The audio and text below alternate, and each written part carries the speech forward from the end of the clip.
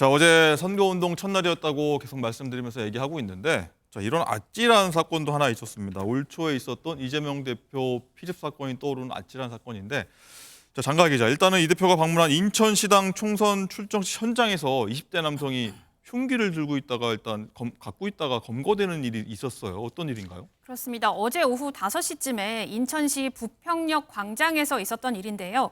이때 이재명 대표의 신변 보호를 맡은 경찰이 광장에 있던 한 남성을 검문을 합니다. 왜냐하면 이 걸음걸이가 보통 사람들과는 조금 달랐기 때문이라고 하는데요. 실제로 보니까 이 남성이 흉기를 2개나 지니고 있었다고 합니다. 예. 또 선거 차량 주변에 있었던 것으로 알려지고요. 남성은 경찰에 자신은 웨딩홀 직원인데 이 상사의 심부름으로 칼을 갈려고 왔다라고 언급을 했습니다. 그러면서 이 부평시장에 유명한 칼 가는 곳이 있더라라고 말을 했는데 알고 보니까요. 이 남성 서울에 살고 있었고요. 서울에 있는 웨딩홀 직원이었습니다. 자, 경찰은 경위를 확인하고 귀가 조치를 했는데 어제 현장 모습 그리고 지난 1월 이재명 대표가 흉기로 피습을 당하던 그 모습까지 보시겠습니다.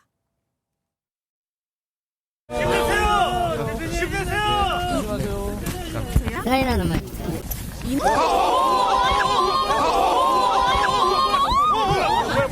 뭐야? 저 사람 저거 뭐야 저거? 저거 뭐야 저거? 근데 칼을 왜 지금 사람들 많이 갖고 오신 거예요? 그러면? 알바 끝나고 형 칼 가는 거 심부름 하려고 해서. 네. 일어나서 안 될 일 이러면 안 되고 또 벌어질 뻔한 좀 아찔한 상황이었는데 김주호 대변인, 일단은 이재명 대표 피습 사건 때 지근거리에서 이재명 대표 좀 보좌를 해서 이런 일 벌어져서 굉장히 좀 놀랐을 것 같아요. 아니, 당시에 저도 놀랐고 이재명 대표님도 엄청 놀랐습니다. 저도 지금 사실은 사람이 많은 유세장에 가면은 네. 당시 생각이 나서 좀 빨리 빠져나오는 편이거든요. 뭐 당사자 지금 계속 선거 유세하고 다니는데 제가 이제 그 마음을 알기 때문에 얼마나 두려울지, 정신적 트라우마를 얼마나 겪고 있을지 너무 잘 알고요. 그런데도 저희가 정말 선거에 이겨야 되기 때문에 이번 선거에 지면 한동훈 위원장님이 또 심판한다지 않습니까? 그래서 사법 멸문지화로 또 당할 수 있기 때문에 저희는 앞으로 나아갈 수뿐이 없고요. 지난 2년 동안 윤석열 정부가 정말 증오와 혐오를 증폭시켜 왔습니다. 노동자, 의사, 학원 강사, 언론인, 야당 정치인. 저는 좀 이제라도 윤석열 정부가 국정 기조를 바꾸고 화합과 통합으로 정말 전국을 이끌어 가야 된다고 생각합니다. 네. 어제 이런 일 벌어지고 나서 이재명 대표는 좀 어떤 반응 보였는지도 궁금한데요. 제가 뭐 직접적으로 통화는 못했는데 네. 뭐 열심히 선거운동 하고 계시더라고요. 예. 근데 이제 뭐 본인은 지금 정신없이 뛰어다니니까 집중하고 있어서 모르겠지만 사실 가족들 볼 면목이 저희가 좀 없죠. 네. 자, 소정욱 변호사님, 일단은 칼을 갈아 심부름 가던 길이었다고 이 사람이 얘기해서 일단 뭐 해프닝일 수도 있겠습니다만은 일단 선거 유세 특성상 좀 근접 경우가 어렵기 때문에 후보들 좀 불안해할 것 같습니다. 일단 이제 조사가 좀 많이 필요한 것 같아요. 네. 이번에는 이제 그 경범죄 처벌법에 보면 이제 그 흉기 휴대가 있거든요. 이걸로만 이제 그 임의동행해서 수사하고 이제 풀어주는데 저는 앞으로 이게 좀 철저한 수사 필요한 것 같아요. 뭐냐? 첫째는 이제 그 위에 상사가 이제 그 칼을 가져오라고 이제 심부름을 시켰다.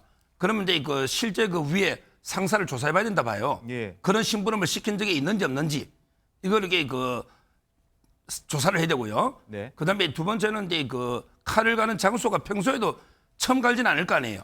평소에도 이렇게 서울에서 멀리 와서 칼을 갈았을까?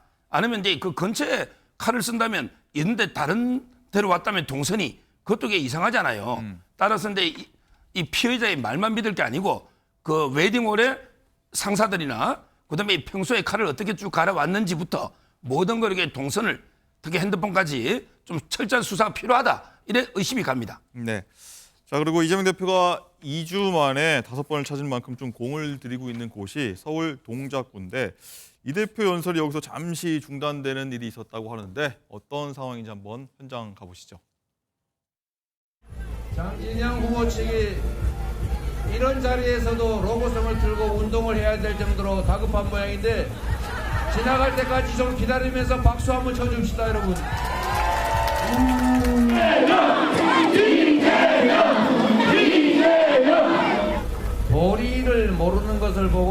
양보하다고 합니다. 도리와 예의를 지키는 것은 그게 궁극적으로는 나에게 득이 되기 때문입니다. 우리의 이익만을 챙길 수는 없습니다. 그래서 언제나 양보하고 배려하는 것입니다. 도리가 지켜지는 세상을 우리가 만듭시다. 네, 어떻게 보셨는지 모르겠습니다. 정광재 대변인, 일단은 유세 연설하던 중에 상대당 장진영 후보 차량이 좀 지나가는 상황이 벌어졌는데 이걸 뭐 의도적이라고 해야 할까요? 뭐 이게 우연일까요? 어떻게 보십니까? 그런 경우는 그 유세 현장에서 가끔 있을 수가 종종 있죠. 있습니까? 특히 뭐 서울 지역 같은 경우에는 좁은 지역구 같은 경우는 뭐 아마 상하 좌우 뭐 반경이 한 6km 정도도 안 될 정도니까 뭐 저런 경우가 종종 있을 수 있는데 이재명 대표가 말한 도리가 지켜지는 세상을 우리가 만듭시다.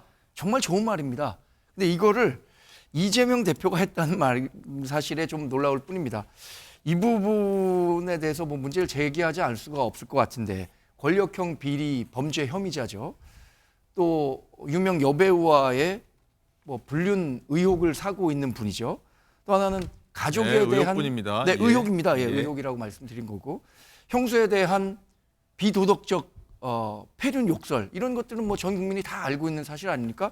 그런데 이런 부분이 도리가 지켜지는 세상을 우리가 만듭시다라고 하니까 그게 과연 얼마나 많은 분들이 설득력을 갖고 이재명 대표가 저렇게 얘기하니까 우리가 그렇게 만들어 가야겠다라고 네. 생각할지 반문하지 않을 수가 없습니다. 네.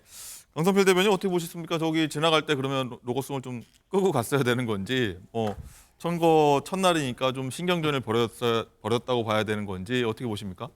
그러니까 선거를 하다 보면요 나름대로 진영 간의 어떤 금도가 있습니다. 예를 들어서 그 대중 집합 장소 사람들이 많이 모이는 곳에서도 사실 시간대별로 자연스럽게 나눠서 하는 것도 있고요. 그런데 네. 저렇게 지나가는 것은 사실 그 상대방의 예의가 아닌 거예요. 네. 그렇기 때문에 저런 것은 서로가 조심해야 된다 그렇게 보고 있습니다. 네, 김재호 대변인 하실 말씀 있으신 것 같아요. 제가 선거 캠프 많이 경험해 봤는데요. 네. 대부분 저 운전하시는 분이 저렇게 대규모 유세면 상대 당이라도 좀 끄고 가시거든요. 저거는 특정하게 주문을 했을 경우에 가능하지 않을까 의혹이 들고요. 의도하신 걸로 보고 계시는 예, 거죠? 좀 상대 후보가 좀 많이 다급한 상황이 아닌가 그렇게 보입니다. 예.